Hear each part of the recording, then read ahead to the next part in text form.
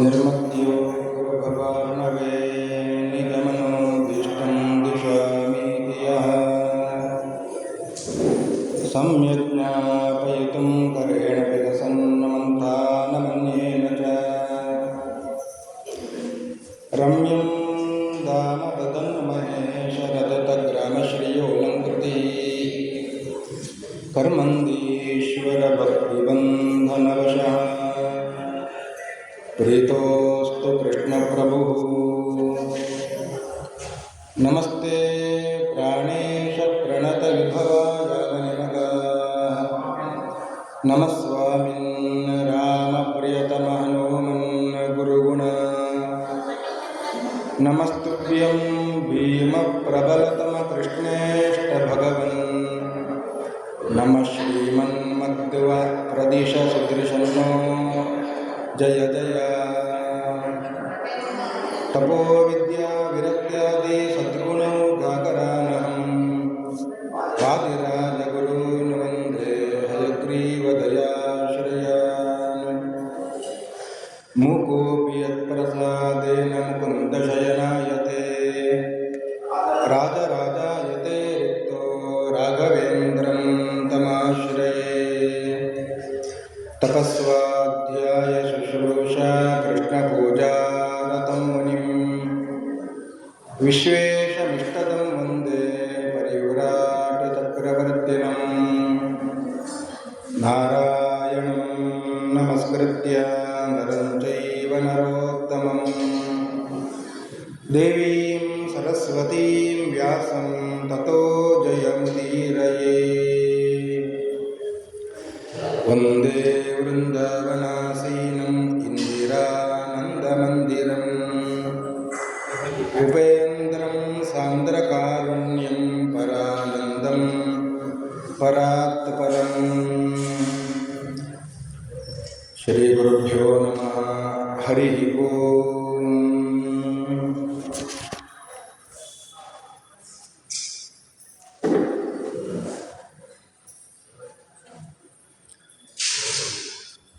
ಸನಕ ಋಷಿಗಳನ್ನು ನಾರದರು ಕೇಳುತ್ತಾ ಇದ್ದಾರೆ. ತೀರ್ಥಗಳಲ್ಲಿ ಉತ್ತಮವಾದ ತೀರ್ಥ ಯಾವುದು? ಕ್ಷೇತ್ರಗಳಲ್ಲಿ ಉತ್ತಮವಾದ ಕ್ಷೇತ್ರ ಯಾವುದು?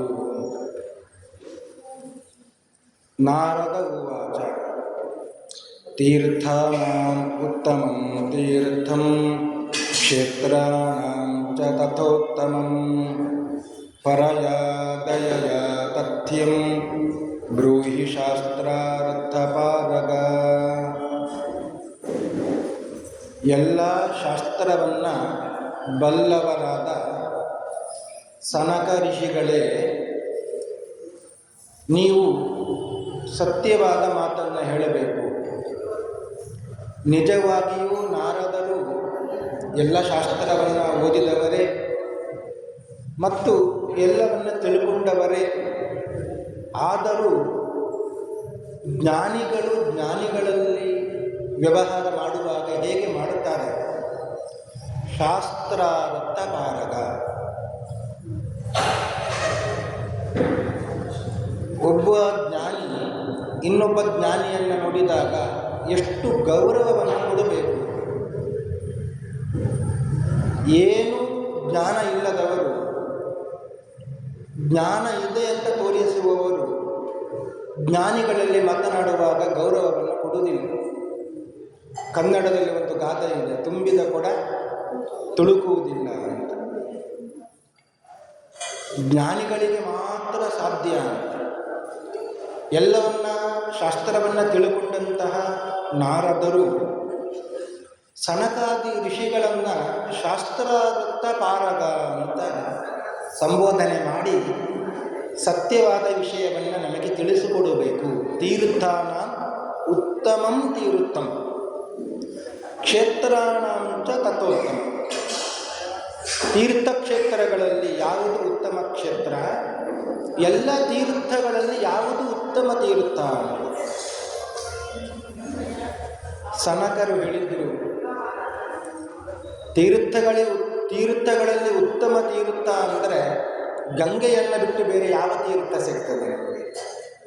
ಉತ್ತಮವಾದ ತೀರ್ಥ ಅಂದರೆ ಅದು ಗಂಗಾ ತೀರ್ಥ. ಗಂಗಾ ನದಿ ಅತಿ ಉತ್ತಮವಾದಂತಹ ತೀರ್ಥ. ಇನ್ನು ತೀರ್ಥಕ್ಷೇತ್ರದಲ್ಲಿ ಯಾವುದು ಉತ್ತಮವಾದ ತೀರ್ಥಕ್ಷೇತ್ರ? ಗಂಗೆ ಮತ್ತು ಯಮುನೆಯ ಸಂಗಮವಾದ ಜಾಗ ಇದೆಯಲ್ಲ, ಪ್ರಯಾಗ ಅಂತ. ಈ ಪ್ರಯಾಗ ಕ್ಷೇತ್ರ ಎಲ್ಲ ಕ್ಷೇತ್ರಗಳಲ್ಲಿ ಉತ್ತಮವಾದಂತಹ ಕ್ಷೇತ್ರ. ಬ್ರಹ್ಮದೇವರೇ ಅಲ್ಲಿಗೆ ಬಂದು ಬಹಳಷ್ಟು ಯಜ್ಞಯಾಗಾದಿಗಳನ್ನು ನೆರವೇರಿಸಿದ್ದಾರೆ. ಅತ್ಯಂತ ಪವಿತ್ರವಾದಂತಹ ಕ್ಷೇತ್ರ. ಹಾಗೆಯೇ ತೀರ್ಥಗಳಲ್ಲಿ ಗಂಗಾ ನದಿ ಉತ್ತಮವಾದಂತಹ ತೀರ್ಥ. ಗಂಗಾ ಗಂಗೇತಿ ಯೋ ಬ್ರೂಯಾತ್ ಯೋಜನಾನಾಂ ಶತೈರಪಿ ಮುಚ್ಯತೆ ಸರ್ವ ಪಾಪಾನಿ ವಿಷ್ಣುಲೋಕಂ ಸಗಚ್ಚತಿ ಅಂತ ಪ್ರಸಿದ್ಧವಾದಂತಹ ಮಾತು. ಅದು ಇಲ್ಲಿಯೇ ಬಂದಿರುವಂಥದ್ದು. ನಾರದ ಪುರಾಣದಲ್ಲಿ ಇದೆ. ಗಂಗಾ ಗಂಗಾ ಅಂತ ಆ ಗಂಗಾ ನದಿಯನ್ನು, ತೀರ್ಥವನ್ನು ಕರೆದರೆ ಎಷ್ಟು ದೂರದಿಂದ? ಯೋಜನಾನಾಂ ಶತೈರಪಿ 100 ಯೋಜನ ದೂರದಿಂದ ಕರೆದರೆ ಸಾಕು. ಮುಚ್ಚತೆ ಸರ್ವ ಪಾಪಾನಿ, ಎಲ್ಲ ಪಾಪಗಳನ್ನು ಪರಿಹಾರ ಮಾಡಿಬಿಡ್ತಾರೆ. ವಿಷ್ಣು ಲೋಕಂ ಸಗಚ್ಚತಿ, ಮಾತ್ರವಲ್ಲ ವಿಷ್ಣು ಲೋಕಕ್ಕೆ ಕರ್ಕೊಂಡು ಹೋಗ್ತಾಳೆ ನಮ್ಮ. ಇದು ಕೇವಲ ಎಷ್ಟೋ ದೂರದಿಂದ ಅವಳನ್ನು ಕರೆದರೆ ಎಲ್ಲ ಪಾಪ ಪರಿಹಾರ. ಇನ್ನು ಗಂಗೆಯ ಸಾನ್ನಿಧ್ಯಕ್ಕೆ ಹೋಗಿ ಎಲ್ಲಿಯಾದರೂ ಮುಳುಗಿ ಸ್ನಾನ ಮಾಡಿದ್ದರೆ ಎಷ್ಟು ಪಾಪವನ್ನು ಪರಿಹಾರ ಮಾಡಲಿಕ್ಕೆ ಇಲ್ಲ ಗಂಗೆ. ಅಂತಹ ಉತ್ತಮವಾದಂತಹ ತೀರ್ಥ ಅದು ಗಂಗಾ ತೀರ್ಥ. ಯೋಜನಾನಾಂ ಶತೈರಪಿ 100 ಯೋಜನ ದೂರದಿಂದ.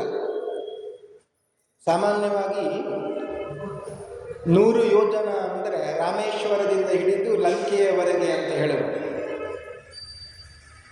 ರಾಮಾಯಣದಲ್ಲಿ ಆ ಪ್ರಸಂಗ ಬರ್ತದೆ. ಸೀತಾಮಾತೆಯನ್ನು ಅನ್ವೇಷಣೆ ಮಾಡುವ ಸಲುವಾಗಿ ಹನುಮಂತ ದೇವರು, ಜಾಂಬವಂತ, ಅಂಗದ ಎಲ್ಲರೂ ಬಂದು ಕೂತಿದ್ದಾರೆ. ಅವರಿಗೆಲ್ಲ ಸಂಪಾತಿ ಹೇಳಿದ್ದಾನೆ, ಇಲ್ಲಿಂದ ಲಂಕೆಗೆ 100 ಯೋಜನ ದೂರ ಇದೆ. ತಿಳಿಸಿ ಆಗಿದೆ ಎಷ್ಟು ದೂರ ಇದೆ ಅಂತ. ಸಾಮಾನ್ಯ 100 ಯೋಜನ ಅಂದರೆ ಪೂರ್ಣವಾಗಿ ಲೆಕ್ಕ ಹೀಗೆ ಅಂತ ಹೇಳಲಿಕ್ಕೆ ಬರುವುದಿಲ್ಲ. 1000 ಕಿಲೋಮೀಟರ್ ಅಂತ ಹೇಳ್ಬೋದು 100 ಯೋಜನ. ಎಲ್ಲರೂ ಕಪಿಗಳು ಇಷ್ಟಿಷ್ಟು ಹಾರುತ್ತೇವೆ ಅಂತ ಹೇಳಿದ್ದು. ಜಾಂಬವಂತ ಹೇಳ್ತಾನೆ ಕೊನೆಗೆ, ನಾನು 90 ಯೋಜನ ದೂರ ಹಾರಬಲ್ಲೆ ಅಂತ. ಮೊದಲು ಹಾರುತ್ತಾ ಇದ್ದೆ, 96 ಯೋಜನ ಹಾರುತ್ತಾ ಇದ್ದೆ. ಆದರೆ ಮೊಣಕಾಲಿಗೆ ಸ್ವಲ್ಪ ಪೆಟ್ಟಾಗಿದ್ದರಿಂದ ಈಗ 90 ಯೋಜನ ಮಾತ್ರ ಹಾರಬಲ್ಲೆ. ಬಲಿಚಕ್ರವರ್ತಿಯಿಂದ ವಾಮನ ರೂಪಿ ಭಗವಂತ ದಾನವನ್ನು ಪಡೆದು ತ್ರಿವಿಕ್ರಮನಾಗಿ ಬೆಳೆದು 3 ಪಾದದಿಂದ ಎಲ್ಲ ಲೋಕವನ್ನು ಅಳೆದಾಗ ಆ ಖುಷಿಯಿಂದ ಜಾಂಬವಂತ ಎಲ್ಲ ಕಡೆ ಪ್ರದಕ್ಷಿಣೆ ಮಾಡುತ್ತಾ ಬಂದ. ಮೇರು ಪರ್ವತಕ್ಕೆ ಪ್ರದಕ್ಷಿಣೆ ಮಾಡುವಾಗ ಮಾತ್ರ ಆ ಮೇರು ಪರ್ವತ ಅವನ ಮೊಣಕಾಲಿಗೆ ತಾಗಿತ್ತು. ಆದ್ದರಿಂದ ಸ್ವಲ್ಪ ನೋವಿದೆ. ಆದ್ದರಿಂದ 96 ಹೋಗಿ 90ಕ್ಕೆ ಇಳಿದಿದ್ದೆ. ಮತ್ತೆ ಅದೇ ಜಾಂಬವಂತ ಹನುಮಂತನ ಸಾಮರ್ಥ್ಯವನ್ನು ಗುರುತಿಸಿ ಹನುಮಂತನನ್ನು ಎಬ್ಬಿಸಿದ. ಹನುಮಂತ ದೇವರು 100 ಯೋಜನ ಸಾಗರ ಉಲ್ಲಂಘನೆಯನ್ನು ಮಾಡಿ ಸೀತಾಮಾತೆಯನ್ನು ಕಂಡು ರಾಮಾಂಗುಲೀಯಕವನ್ನು ಕೊಟ್ಟು ಚೂಡಾಮಣಿಯನ್ನು ತೆಗೆದುಕೊಂಡು ಮತ್ತೆ ಹಾರಿ ರಾಮನ ಸೇವೆಯನ್ನು ಮಾಡಿದ್ದಾರೆ. 100 ಯೋಜನದಷ್ಟು ದೂರದಿಂದ ಈ ಗಂಗೆಯ ಸ್ಮರಣೆ ಮಾಡಿದರೆ ಮುಚ್ಚತೆ ಸರ್ವ ಪಾಪಾನಿ, ಎಲ್ಲ ಪಾಪವನ್ನು ಗಂಗಾದೇವಿ ಪರಿಹಾರ ಮಾಡುತ್ತಾಳೆ. ಅದೇ ರೀತಿಯಾಗಿ ಇನ್ನೊಂದು ಕ್ಷೇತ್ರವೂ ಇದೆ, ಅದಕ್ಕೆ ಹೆಸರು ಕಾಶಿ ಕ್ಷೇತ್ರ ಅಂತ. ಕಾಶಿ ಎಂಬ ಕ್ಷೇತ್ರವು ಕೂಡ ಅಷ್ಟೇ ಪುಣ್ಯತಮವಾದದ್ದು. ಕಾಶಿ ಸ್ಮರಣಜಂ ಪುಣ್ಯಂ ಭುಕ್ತ್ವಾ ಸ್ವರ್ಗೇ ತದಂತತಃ ಪೃಥಿವ್ಯಾಂ ಏಕರಾಟ್ ಭೂತ್ವಾ ಕಾಶೀಂ ಪ್ರಾಪ್ಯತ ಮುಕ್ತಿಭಾ. ಕಾಶಿಯ ಸ್ಮರಣೆ ಮಾಡಿದ್ರೆ ಸಾಕು ಅಂತ. ಅಹಂ ಕಾಶೀಂ ಗಮಿಷ್ಯಾಮಿ ಅಂತ ಒಂದು ಶ್ಲೋಕ ಇದೆ. ಕಾಶಿಗೆ ಹೋಗ್ತೇನೆ ಅಂತ ಹೇಳಿದ್ರೆ ಸಾಕು ಅಂತ. ಕಾಶಿ ವಾಸ ಫಲಂ ಲಭ್ಯತೆ. ಹಾಗೆ ಕಾಶಿಯ ಸ್ಮರಣೆಯಿಂದ ಏನು ಪುಣ್ಯ ಬರುತ್ತದೆ, ಆ ಪುಣ್ಯದಿಂದ ಸ್ವರ್ಗಕ್ಕೆ ಹೋಗಬಹುದು. ಸ್ವರ್ಗಲೋಕದಲ್ಲಿ ಸುಖವನ್ನು ಅನುಭವಿಸಿ ಮತ್ತೆ ಭೂಮಿಗೆ ಬಂದಾಗ ಪೃಥಿವ್ಯಾಂ ಏಕರಾಟ ಭೂತ್ವ, ಭೂಮಿಗೆ ಬಂದಾಗ ಚಕ್ರವರ್ತಿ ಆಗಬಹುದು ಅಂತ. ಚಕ್ರವರ್ತಿ ಆದ ಮೇಲೆ ಕಾಶಿಯಂ ಪ್ರಾಪ್ಯತೆ ಮುಕ್ತಿಭಾಗ್, ಮತ್ತೆ ಕಾಶಿಯನ್ನು ಹೋಗಿ ಸೇರಿ ಮುಕ್ತಿಭಾಗ್ ಮುಕ್ತಿಯನ್ನು ಪಡೆಯಬಹುದು ಅಂತ. ಅಷ್ಟು ಕಾಶಿ ಕ್ಷೇತ್ರದ ಮಹಿಮೆ ಇದೆ. ಆದರೂ ಕಾಶಿಗಿಂತಲೂ ಉತ್ತಮವಾದ ಕ್ಷೇತ್ರ ಯಾವುದು ಅಂದರೆ ಅದು ಪ್ರಯಾಗ. ಗಂಗಾ ಯಮುನಯೋ ಯೋಗ ಅಧಿಕ ಕಾಶ್ಯ ಅಪಿ ದ್ವಿಜ. ಕಾಶ್ಯ ಅಪಿ ಅಧಿಕ, ಕಾಶಿಗಿಂತಲೂ ಅಧಿಕವಾದ ಮಹತ್ವವುಳ್ಳಂಥ ಕ್ಷೇತ್ರ ಅದು ಗಂಗೆ ಮತ್ತು ಯಮುನೆಯ ಸಂಗಮವಾದಂತಹ ಜಾಗ ಪ್ರಯಾಗ ಕ್ಷೇತ್ರ. ಯಸ್ಯ ದರ್ಶನ ಮಾತ್ರೇಣ ನರಾಹ ಯಾಂತಿ ಪರಾಂ ಗತಿಂ.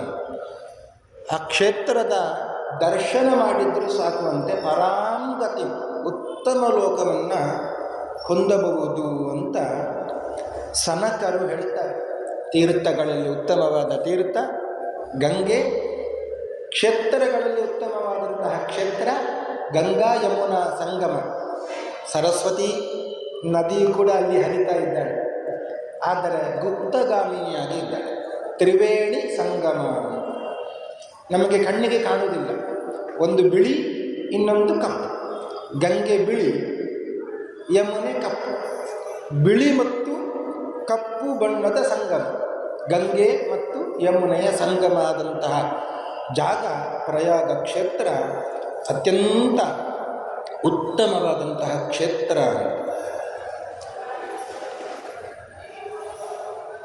ಗಂಗಾ ಸ್ನಾನವನ್ನು ಪ್ರತಿನಿತ್ಯ ಮಾಡಲಿಕ್ಕೆ ಸಾಧ್ಯ ಇಲ್ಲ, ಅಷ್ಟು ದೂರ ಹೋಗಿ ಬರಬೇಕಾಗ್ತದೆ. ಮನೆಯಲ್ಲಿಯೇ ನಿತ್ಯ ಸ್ನಾನ ಮಾಡುವಾಗ 1, 2, 3 ಬಾರಿ ಗಂಗೆಯನ್ನು ಸ್ಮರಣೆ ಮಾಡಿದರೆ ಸಾಕು. ಅದನ್ನು ಹೇಳಿದ್ದು ಗಂಗಾ ಗಂಗಾ ಇತಿ ಯೋ ಬ್ರೂಯಾತ್. ಅಷ್ಟು ಸ್ಮರಣೆ ಮಾಡಿದ್ರೂ ಸಾಕು, ಅವಳು ಬಂದೇ ಬಿಡ್ತಾಳೆ.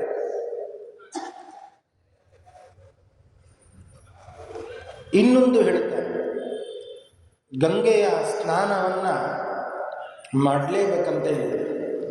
ಪುರಾಣ ಶ್ರವಣ ಮಾಡಿದರೆ ಸಾಕು.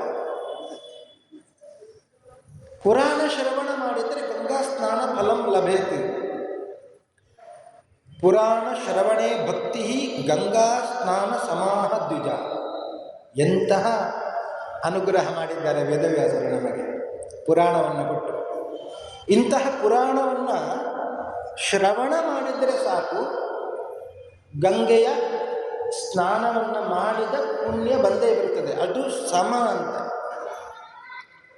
ಗಂಗಾ ಸ್ನಾನ ಸಮಾನ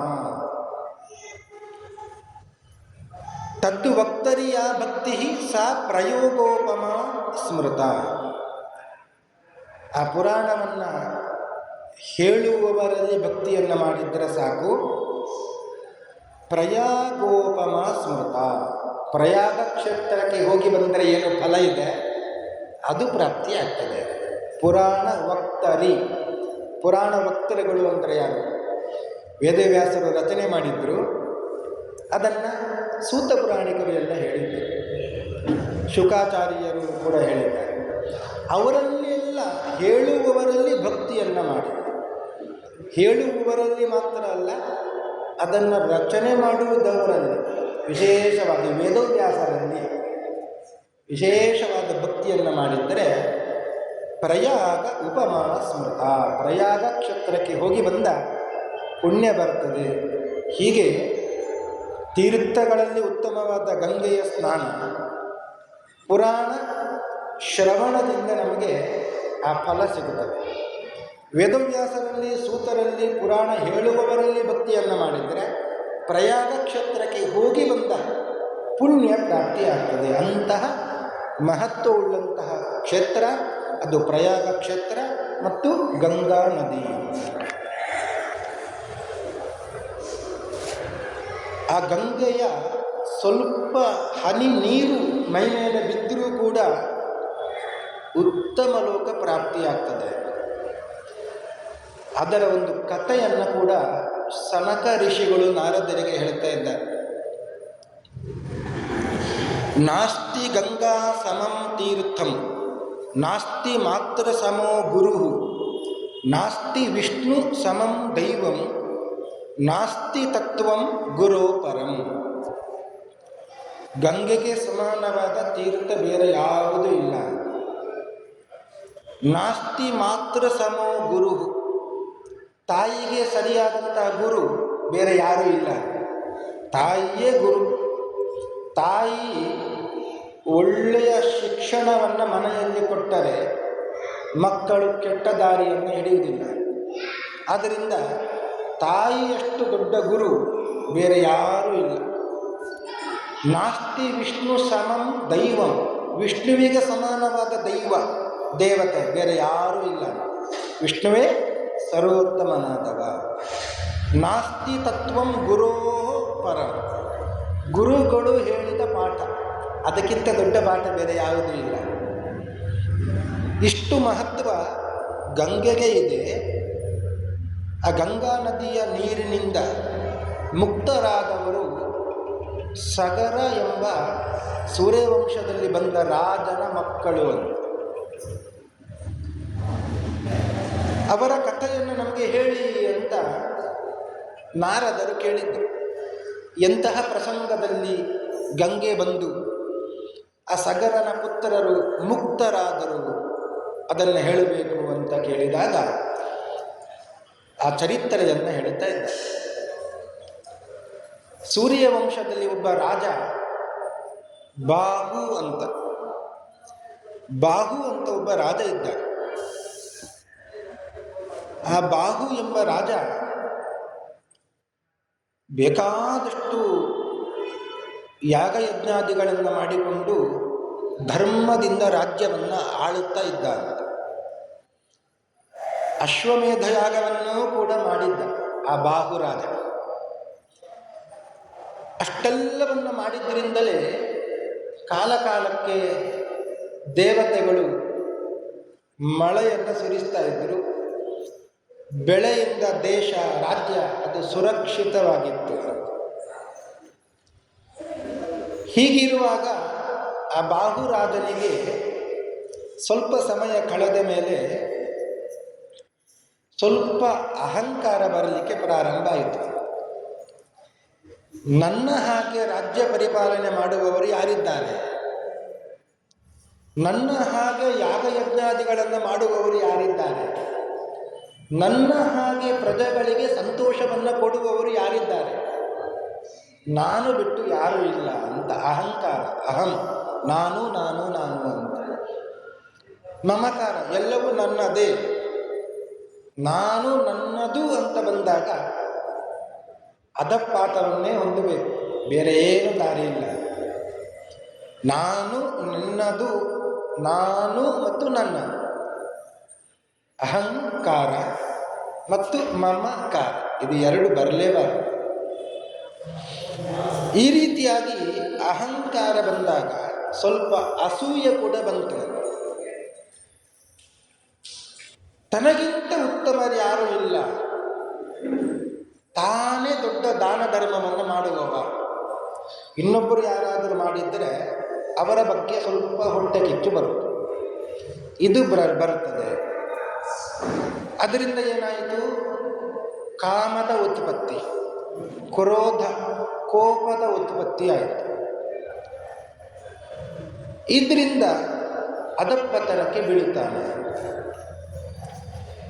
ಒಂದು ಒಳ್ಳೆಯ ಮಾತನ್ನು ಸನಕರು ಹೇಳುತ್ತಾ ಇದ್ದಾರೆ. ಇದನ್ನು ನಾವು ಸುಭಾಷಿತ ಅಂತ ಅದರಲ್ಲೆಲ್ಲ ಕೇಳಿದ್ದೇವೆ. ಆದರೆ ಸುಭಾಷಿತದಲ್ಲಿ ಹೇಗೆ ಬಂತು ಅಂದರೆ ಅದು ನಾರದ ಪುರಾಣದಿಂದ ಬಂತು. ಯೌವನಂ ಧನ ಸಂಪತ್ತಿ ಪ್ರಭುತ್ವಂ ಅವಿವೇಕಿತ ಏಕೈಕಂ ಅಪಿ ಅನರ್ಥಾಯ ಕಿಮು ತತ್ರ ಚತುಷ್ಟಯ. ಒಂದೊಂದು ಕೂಡ ಅನರ್ಥಕ್ಕೆ ದಾರಿಯಂತೆ. ಯೌವನ ಮತ ಅಂತ ಇರುತ್ತದೆ, ಬಿಸಿ ರಕ್ತ ಅಂತ ಹೇಳಿದ್ರು. ಆ ಕಾಲದಲ್ಲಿ ಏನು ಬೇಕಾದರೂ ಮಾಡಿ ಏನು ಅಂತ ಒಂದು ಅಹಂಕಾರ ಇರ್ತದೆ. ಯೌವನ ಮತ ಅಂತ ಅದು ಇದ್ರೂ ಅನರ್ಥ ಅಂತ.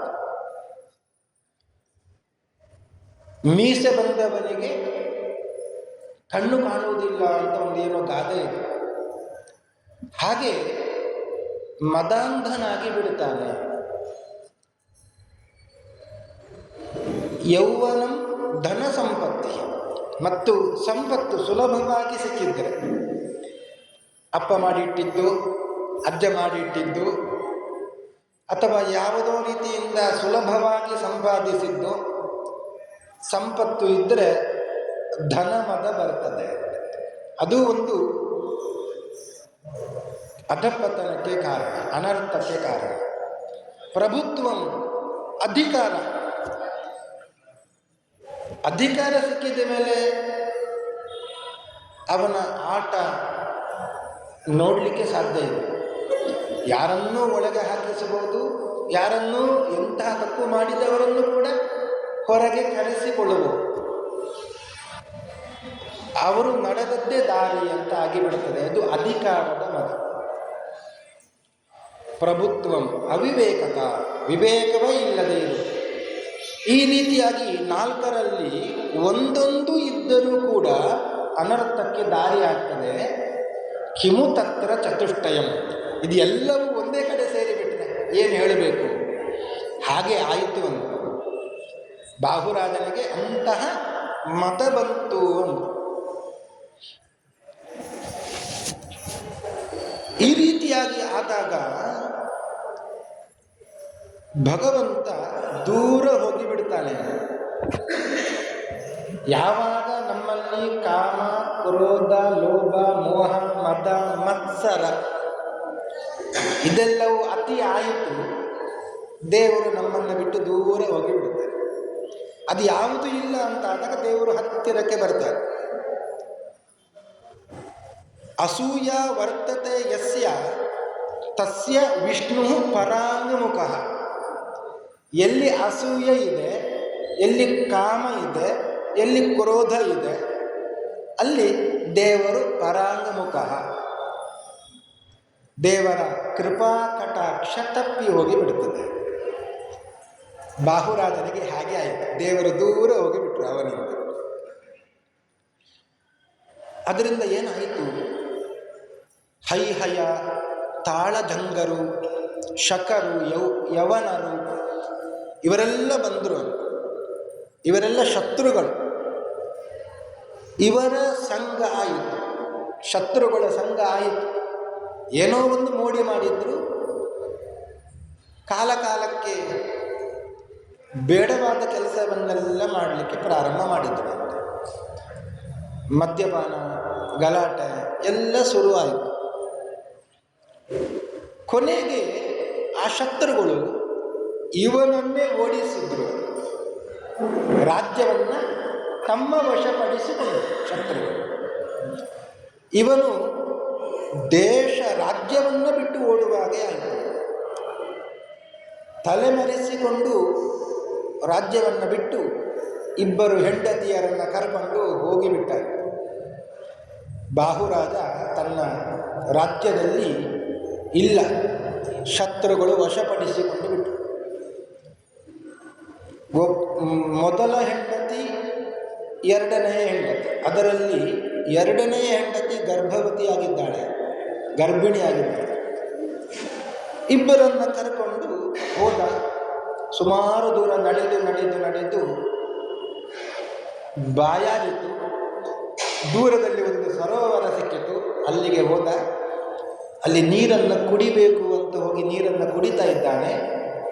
ಆಗ ಮೇಲೆ ಪಕ್ಷಿಗಳು ಎಲ್ಲ ಕೂಗುತ್ತಾ ಇದ್ದಾವೆ ಅಂತ. ಪಾಪಿಯಾದ ರಾಜ ಬಂದ ಇಲ್ಲಿಗೆ. ಈ ಕಡೆ ಜನರು, ಪ್ರಜೆಗಳು ಇವರು ಹೋಗುವಾಗ, ರಾಜ್ಯವನ್ನು ಬಿಟ್ಟು ಹೋಗುವಾಗ ರಾಜನಿಗೆ ಧಿಕ್ಕಾರ ಇರಲಿ ಅಂತ ಕೂಗುತ್ತಾ ಇದ್ದಾನೆ. ಎಲ್ಲಿವರೆಗೆ ಬಂತು ಇವನ ಅಪಕೀರ್ತಿ. ಎಷ್ಟು ಕೀರ್ತಿವಂತನಾಗಿದ್ದ, ದೇವನ ಕೃಪಾಕಟಾಕ್ಷ ತಪ್ಪಿ ಹೋದಾಗ ಎಂತಹ ಪರಿಸ್ಥಿತಿ ಒದಗಿತು ಇವನಿಗೆ. ಇದ್ದೂ ಸತ್ತಂತೆ ಇದ್ದಾನೆ, ತಡ್ಕೊಳ್ಳಿಕ್ಕೆ ಸಾಧ್ಯ ಆಗಿಲ್ಲ. ನಾಸ್ತಿ ಅಕೀರ್ತಿ ಸಮೋ ಮೃತ್ಯು, ನಾಸ್ತಿ ಕ್ರೋಧ ಸಮೋ ರಿಪುಹು ಅಂತ. ಅಕೀರ್ತಿಗಿಂತ ಬೇರೆಯಾದ ಮೃತ್ಯು ಇಲ್ಲ. ಏನಾದರೂ ಕೆಟ್ಟ ಕೆಲಸವನ್ನು ಮಾಡಿ ಅಪಕೀರ್ತಿ ಬಂತು ಅಂದರೆ ಅದು ಮೃತ್ಯುವಿಗೆ ಸಮಾನ, ಬೇರೆ ಮೃತ್ಯು ಬೇಕಾಗಿಲ್ಲ. ಇದ್ದೂ ಸತ್ತಂತೆಯೇ. ನಾಸ್ತಿ ಕ್ರೋಧ ಸಮೋರಿಪುಹು, ಕೋಪಕ್ಕೆ ಸಮವಾದ ಶತ್ರು ಬೇರೆ ಯಾರಿಲ್ಲ. ಕೋಪ ಬಂದಾಗ ನಾವು ಏನು ಮಾಡುತ್ತೇವೆ ಅಂತ ನಮಗೇ ಗೊತ್ತಿರುವುದಿಲ್ಲ. ಬಾಯಲ್ಲಿ ಏನು ಅನ್ನಬಾರದು ಅಂದು ಬಿಡುತ್ತೇವೆ. ಎದುರುಗಡೆಯವನ ಮೇಲೆ ಕೋಪ ಬಂದರೆ ಕೈಯಲ್ಲಿ ಏನು ಬೆಲೆ ಬಾಳುವ ವಸ್ತು ಇದ್ದರೂ ಸಾಕು, ಅವನ ಮೇಲೆ ಎಸೆದು ಬಿಡುತ್ತೆ. ದೊಡ್ಡವರ ಮೇಲೆ ಕೋಪ ಬಂದರೆ ಅವರ ಮೇಲೆ ಎಸಲಿಕ್ಕೆ ಆಗುವುದಿಲ್ಲ, ನೆಲಕ್ಕೆ ಆದರೂ ಅಪ್ಪಳಿಸಿಬಿಡುತ್ತೆ. ಮತ್ತೆ ಗೊತ್ತಾಗ್ತದೆ ಕೋಪ ಇಳಿದ ಮೇಲೆ ಹೀಗೆ ಅನ್ನಬಾರದಿತ್ತು, ಇಷ್ಟು ಬೆಲೆ ಬಾಳುವ ವಸ್ತುವನ್ನು ಅವರಿಗೆ ಎಸೆಬಾರದಿತ್ತು, ನೆಲಕ್ಕೆ ಅಪ್ಪಳಿಸಿ ಬಿಸಾಕಬಾರದಿತ್ತು ಅಂತ ಗೊತ್ತಾಗ್ತದೆ. ಕೋಪಕ್ಕಿಂತ ದೊಡ್ಡ ಶತ್ರು ಬೇರೆ ಯಾರೂ ಇಲ್ಲ. ಕೋಪವನ್ನು ಬಿಡಬೇಕು. ಈ ಬಾಹುರಾಜನಿಗೆ ಆ ಕೋಪದಿಂದ ಮತ್ಸರ, ಕಾಮ ಎಲ್ಲವೂ ಬಂತು. ಜನರೆಲ್ಲ ಧಿಕ್ಕಾರಕ್ಕೆ ಹೋಗಿದ್ದರು. ಕಾಡಿನಲ್ಲಿ ಬಂದಾಗ ಪ್ರಾಣಿ ಪಕ್ಷಿಗಳೂ ಕೂಡ ಪಾಪಿ ರಾಜ ಅಂತ ಕೂಗುತ್ತಾ ಇದ್ದಾವೆ. ಇವ ಮೂರ್ಛೆ ಬಿದ್ದ. ಸ್ವಲ್ಪವೇ ಸಮಯದಲ್ಲಿ ಪ್ರಾಣವನ್ನು ಕೂಡ ಬಿಟ್ಟ. ಆ ಜಾಗ ಎಲ್ಲಿ ಅಂದರೆ ಔರುವ ಋಷಿಗಳ ಜಾಗ, ಆಶ್ರಮ. ಅವರ ಆಶ್ರಮದ ಪಕ್ಕದಲ್ಲಿಯೇ ಈ ರೀತಿಯಾದಂತಹ ಘಟನೆ ನಡೆದು ಹೋಯಿತು. ಈ ಇಬ್ಬರು ಹೆಂಡತಿಯರು ಕೂಗುತ್ತಾ ಇದ್ದಾರೆ. ಆ ಅಳುವನ್ನು ಕೇಳಿ ಔರುವ ಋಷಿಗಳು ಹೊರಗೆ ಬಂದರು ಅಂತ ನೋಡುತ್ತಾ ಇದ್ದಾರೆ. ಇವರೆಲ್ಲ ಅಳುತ್ತಾ ಇದ್ದಾರೆ. ಅಲ್ಲಿ ಇದ್ದವರೆಲ್ಲ ಚಿತೆಯನ್ನು ತಯಾರು ಮಾಡಿದ್ದಾರೆ. ಆ ಚಿತೆಯನ್ನು ಏರಲಿಕ್ಕೆ ತಯಾರಾಗಿ ನಿಂತಿದ್ದಾಳೆ ಎರಡನೆಯ ಹೆಂಡತಿ. ಹೊಟ್ಟೆಯಲ್ಲಿ ಮಗು ಇದೆ, ಗರ್ಭಿಣಿಯಾದವಳು ಸಹಗಮನ ಮಾಡುತ್ತೇನೆ ಅಂತ ನಿಂತಿದ್ದಾಳೆ.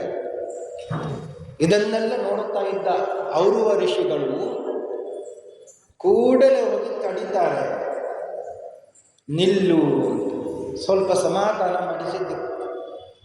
ಮೃತ್ಯು ಅಂದರೆ ಅದು ಯಾರನ್ನು ಬಿಡುವುದಿಲ್ಲ.